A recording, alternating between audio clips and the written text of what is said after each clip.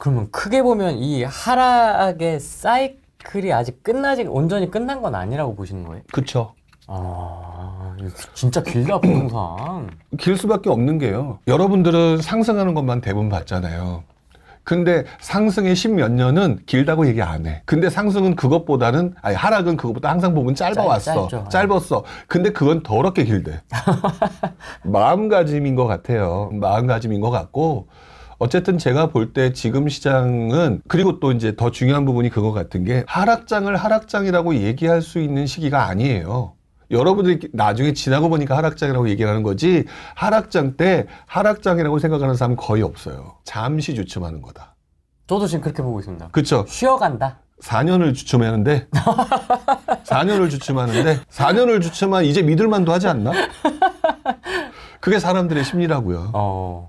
그래서 하락장은 하락장 내내 하락장이라고 얘기하지 않아요. 그리고 상승장이 시작되면 그때 가서 하락장이었구나 라고 얘기를 하더라라는 거를 진짜 많이 느꼈어요. 상승 시작하고 난 다음에 여러분들이 스스로 하락장이라고 얘기할 거다. 지금 좀 단기에 살짝 이렇게 반등했던 신축 얼죽신이라고 했었죠. 한번 열풍 불었던 그 얼죽신 말고 상승을 제대로 하지 못했던 구축들도 지금보다 좀 더 조정이 될 거라고 보십니까? 네, 조정이 된다고 봐야죠. 근데 조정이라는 말을 그 대신 어렵게 받아들이시면 안 되는 게, 조정이 된다라고 얘기하는 부분을 전부 다 잊고 떨어진다라고 보시거든요. 네. 안 올라간다라고 보시면 돼요. 안 올라간다. 네, 왜 그러냐면 2009년부터 2014년 사이에 서울 수도권 지역의 부동산을 보게 되면은요, 다 평평해요. 여러분들 잘 안 떨어져요. 여러분들 이거나 일반 부동산에 관심 없는 사람이 에이, 부동산 떨어져라 야구에서 폭락을 원하지, 실제로 보게 되면 잘 안 떨어진다고요. 이 구조가 왜 그러냐면, 매매 아니면 전세 또는 월세이기 때문에 매매가 떨어지는 순간 밑에서 전세와 월세가 받쳐줘요. 그래서 이상하게 우리나라 그래프 시장을 보게 되면 미국이나 이런 거에 주택 가격도 움직이는 거랑 좀 다르게, 뭐 옛날에는 뭐 금융위기 때 엄청나게 믿고 떨어졌다는 얘기 나오잖아요. 우리나라는 그렇지 않았던 이유가 전세나 월세가 받쳐주기 때문이거든요. 그러니까 결국에는 지금 떨어지지 않았던 외곽장에 있는 모습도 있잖아요. 외곽장에 있는 모습들은 떨어져 봤자 생각보다 많이 안 떨어질 거예요. 뭐 오른 게 있어야 떨어지지. 이미 그 가격은 이미 충분히 내가 감당할 거라고 생각했던 사람이 사서 거기 보유하고 살고 있는 거거든요. 그 사람들이 무너지기 전까지는 그 가격이 이대로 떨어지기가 어렵잖아요. 그렇기 때문에 오히려 옛날 장의 모습을 보게 되면 안 오른 장은요, 별로 안 떨어졌어요. 근데 기대 심리로 엄청나게 올랐던 곳들은 엄청 떨어졌어요. 당시에 송도가 그런 모습이었죠. 그래서 2009년부터 2014년 또는 2007, 8년도부터 2014년도까지의 그래프들을 각 지역마다 여러분들 궁금하시면 들어가 다 한번 클릭해 보세요. 클릭해서 보시게 되면은 물론 약간의 떨어지는 구조는 나오긴 하는데 대부분 평평하게 가고요. 과도한 기대 심리가, 지금 송도는 그래도 많이 바뀌었지만 그때는 그 정도가 아니었을 거잖아요. 지금의 반도 안 됐으니까. 그런 상태에서 과도하게 들어왔던 곳들 같은 경우는 하락하는 포지션이 되게 컸어요. 그렇기 때문에 그런 동네는 그렇게 쉽게 떨어지지 않을 거니까, 오히려 그런 데는 이렇게 얘기하시는 분이 지난번에 보니까 어떤 분이 있더라고요. 야, 강남이나 이런 데가 이번에 마용사 올랐잖아. 근데 여기 주춤했잖아. 이제 여기가 오를 때가 되지 않았냐? 또 상승장의 기법을 가지고 지금 설명하고 있는 중이라고요. 지금은 상승장의 논리가 안 맞는, 갭벌리기와 갭매우기가 안 맞아요. 안 맞는 시기니까 제가 예전에 책에서 언급했던 갭벌리기와 갭매우기 싸그리 잃어버리셔야 돼요. 싸그리 잃어버리시고, 지금 시장은 그냥 바닥을 다지는 구간들이 만들어지고 결국 모든 것은 정부 정책에 의해서 좌우가 돼요. 정부 정책이 다시 뭔가 풀어줘야죠. 그러면 계속 다지게는 언제까지 다지는 겁니까, 그러면? 정부가 이 상태를 도저히 못 봐주겠다라고 하는 상황이 오는 거거든요. 아까 제가 뭐라고 얘기했냐면, 그래서 근거가 있는 거예요. 뭔 근거가 있느냐? 아까 제가 말씀드렸던 것처럼 매매 아니면 결국 전세 월세이기 때문에 이게 서로 반대로 움직이거든요. 매매 가격이 떨어지거나 또는 매매 가격이 더 이상, 그러니까 매매 수요가 없게 되는 경우는 그 수요는 결국 전월세 수요로 전환된단 말이죠. 전월세 수요로 전환되는 과정에서는 결국 전세 가격과 월세 가격의 상승이 만들어지는 거고요.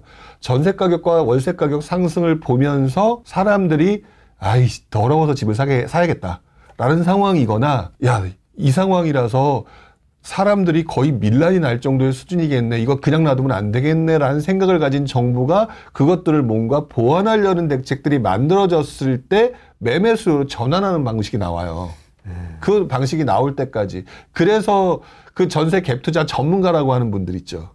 그분들이 얘기할 때 보면 전세 가격이 올라가면서 매매 가격이 상승한다라고 얘기를 하시잖아요. 네. 그 논리도 틀렸어. 냉정하게 말하면. 그 방법이 틀린 이유가 뭐냐면 그 전문가라고 말씀하시는 분 스스로 한번 여기다 손을 얹고 생각을 해보세요. 내가 언제부터 언제까지 투자했던 사람인가. 잘 보시면 2011년, 10년 이전에 투자한 적이 없거나 그때는 완전 초보였을 거예요. 15년입니다. 고백하겠습니다. 15년. 그때의 경험만 가지고 얘기하는 거라니까요. 그때의 경험만 가지고 얘기하는 건데 실제로 그 직전에 무슨 일이 일어났었냐면 그러니까 15년도에 전세 갭 투자 시장이 엄청나게 활성화됐잖아요. 네. 그러면서 전세 가격이 올라가면 매매 가격이 올라간다라고 하는 논리가 일종의 법칙처럼 굳어졌지만 그것 또한 상승장에서 포함되는 논리였다고. 근데 그 이전의 상황에서는 무슨 일이 있었냐? 이미 그땐 침체장이었고 침체장에서는 사람들이 집을 사기가 어려워하는 그 심리가 강한 상태에서 차라리 전세에서 전세가율이 올라가는 구조가 만들어졌다고요. 그래서 만약 서울이 지금 계속 올라간다라고 얘기하시는 분들이 지금도 있죠. 웃기는 소리인 게 뭐냐면 어차피 지금 각종 수요를 물러났기 때문에 그 집을 비싸게 주고 살 사람들이 없어지고 있는 상황이에요. 지금 수요 팍 줄었잖아요. 네. 그런데 그러면 결국 이 시장이 움직이는 시장은 실수요자가 움직여야 되는 거거든요. 근데 지금 실수요자들 전세 사시겠어요? 집 사시겠어요? 지금 차라리 전세 산다고 할 거라고. 아니면 전세 대출 받기 어려우면 월세 산다고 할 거라고. 즉 시장이 먼저 반응이 오는 게 전세 아니면 월세라고요.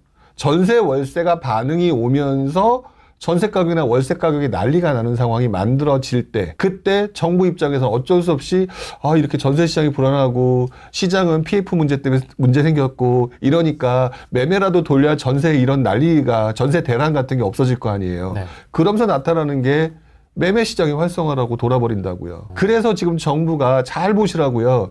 정부가 여러분들은 정부 되게 무시하잖아요. 정부가 과거에 이러했던 패턴들을 알고 있기 때문에 지금 전세 DSR로 전세 가격이 올라가는 것들을 지금 자꾸 막으려고 하고 있는 거란 말이에요. 그것들을 통찰하고 꿰뚫어야 되는데 지금 전세 갭 투자만 얘기하시는 분들 제가 지금 경고하는 거거든요. 이렇게까지 얘기한 적 없었죠. 경고하는 거거든요. 헛것을 가지고 얘기하시면 안 돼요. 그 당시에는 그렇게 됨으로 인해서 전세가율이 올라가고 난 다음에 전세 시장의 불안으로 인해서 더러워서 집 사겠나라는 수요의 전환과 생각의 전환과 정부 정책의 변화가 만들어지면서 우리가 알고 있는 집값 상승으로 이어진 거라고요. 그래서 그 결과물을 놓고 어설픈 애들이 그것만 보고 얘기할 때 전세 가격이 올라가니까 매매 가격이 올라간다라는 것만 끄집어내서 떠들어댄 거예요. 그 일어났던 현상들에 대한 통찰은 하나도 없이. 그래서 지금 그 내용을 또 얘기하는 사람들을 보면서 제가 두려운 거예요. 이렇게 하면 또 많은 사람들이 다칠 텐데. 사실 제 말이 맞다 틀리다를 더 강하게 주장하기보다는 전 틀려도 되죠. 그런다고 여러분들 크게 피해보는 건 없잖아. 그쵸? 전 그 생각을 가지고 얘기하는 거예요. 어쨌든 지금 상황에서 전세 가격이 올라간다라고 하는 부분을 가지고 진짜 많이들 얘기를 하시는데 그분들 투자 이력들 한번 다 까보시라고요. 2010 말했던 아까 5년, 14, 13년 이전부터 아니면 그 이전부터 꾸준히 투자해온 사람이냐. 그때 완전 초보자이거나 그때 투자한 경험이 없었을 가능성이 매우 높아요. 제가 볼 때. 여러분들이 스스로 한번 지금 그분들이 그렇게 떠들어대는 그 전문가들의 이력을 한번 찾아보시라고. 근데 지금 전세 DSR을 걸어놓긴 했지만은 이게 지금 올라가는 속도를 보면 정말 전월세가 무섭거든요. 그렇죠. DSR을 무시하고서 이렇게 더 이렇게 올라갈 수 있는 가능성은 없을까요? 굉장히 압박할 수 있는 정도까지. 압박할 수 있는 수준으로 올라갈 거라고 봐요. 왜 그러냐면 예를 들어 저는 이런 거죠. 쉽게 말하면 전세 DSR이라고 하는 부분을 제어를 걸게 되면 전세 가격이 올라가는 속도를 어느 정도를 제어할 수 있는 거지 이것들을 불가능하게 만들진 않는다고 봐요. 예를 들어서 제가 10억을 가지고 있는 사람이고요. 본인은 한 7억을 가지고 있는 사람이에요. 네. 우리 세상에 이 바닥에는 우리 둘밖에 없어. 네. 그리고 나머지는 이제 집주인들이야. 근데 예를 들어 전세 가격이 올라가고 전세 DSR 뭐 이런 거 해가지고 못 올린다라고 하지만 갑자기 7억에 들어갈 수 있는 집이 있었는데 전세 물량이 없어요. 그래서 집주인이 갑자기 10억으로 올렸어. 그러면 저는 무슨 짓 할까요? 저도 집을 구해야 되는 입장이라면 나는 10억을 가지고 있는 사람이잖아요. 네. 전세 DSR로 막아도 제가 10억 있는 사람이 냉큼 가서 그 집을 가져가 버리면 뭐가 돼요? 낙동강 오리알 되는 거예요. 네. 근데 결론부터 말하면 어떻게 되냐? 전세 가격은 오른 거예요? 떨어진 거예요? 오른 거예요. 이 세상에는 그만큼 사람들이 나보다 돈 많은 사람들이 많아요. 그래서 전세 물량들이 줄어들고 공급이 줄어들면서 전세 물량이 줄어들게 되면 결국 제가 볼 때는 더 돈 많은 사람들이 먼저 채가는 구조라서 전세 가격이 올라가는 거는 변함이 없을 거라고 봐요. 전세 DSR 때문에 어느 정도는 속도는 줄어들겠지만 그럼 이제 본인은 뭐 해야 되는 줄 아세요? 아파트 못 가는 거야. 그럼 어디 가겠어? 내려가죠. 내려가서 빌라나 이런 데 가야 되는 상황이 또 만들어지는 거겠죠. 그러면 그 상황을 지금 와서 딱 보게 되면 전세 가격이 전세 DSR 때문에 올랐습니까? 안 올랐습니까? 라는 질문에 대한 답은 속도는 느려질지 몰라도 막을 수는 없는 거거든요. 그래서 전세 DSR을 가지고 그 막으려고 하는 게 정부도 알 거라고 봐요. 못 막는다. 이렇게 물건들이 없는데 못 막는다. 그러니 지금 뭐 하는 거예요? 지금 밑에서. 지금 아무도 안 쳐다보는 비아파트 지금 자꾸 걸어놓고 넓히고 있는 중이잖아요. 네. 생수 풀어줄게. 오피스텔, 빌라 5억이 하면 무주택이야. 이거 하고 있는 거잖아요. 이게 지금 하나로만 보게 되면은 그게 뭐야? 라고 하지만 이것들을 과거 사례를 보고 지금 것들을 다 묶어서 보게 되면 정부의 의도와 이런 것들이 다 보인단 말이에요. 그래서 정부는 이미 올해 부동산 가격을 특히 서울과 수도권을 올라가지 못하게 할 만큼 확실한 준비는 되어 있다고 봐요. 당장 쉬운 거 한번 얘기해 볼까요? 우리 여러분들 뭐 했어요? 사람들 희망적인 거죠.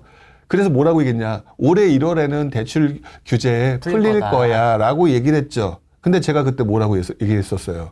웃긴 소리 하지 마라. 당신네들이 풀릴 거라고 생각했던 거는 2024년과 2023년과 2022년에 그랬던 걸 봤기 때문이거든. 그런데 그거를 정부가 모르겠냐고. 그런데 이것 봐라. 내가 옛날에 이렇게 했으니까 요놈들이 요렇게 하네. 그걸 알기 때문에 지금 뭐라고 그랬어요. 1월 달에 바로 나오니까 대출 규제를 5대 은행부터 풀어준다라고 얘기를 하면서 겉으로는 한다고 하면서 뉴스 기사를 보면 뭐라고 나왔느냐. 5대 은행 가계부채 관리 못한 애들 페널티 부여하겠다. 이 얘기가 뭐예요? 안 해주겠다는 얘기거든요. 안 해주겠다는 얘기예요. 근데 우리는 지금 뭐라고 했느냐? 아마추어적으로 지난번에 이랬으니까 이번에도 이럴 거야 라고 생각하지만 정부가 무식할 거라고 우리는 생각했지만 정부가 얼마나 똑똑한데요.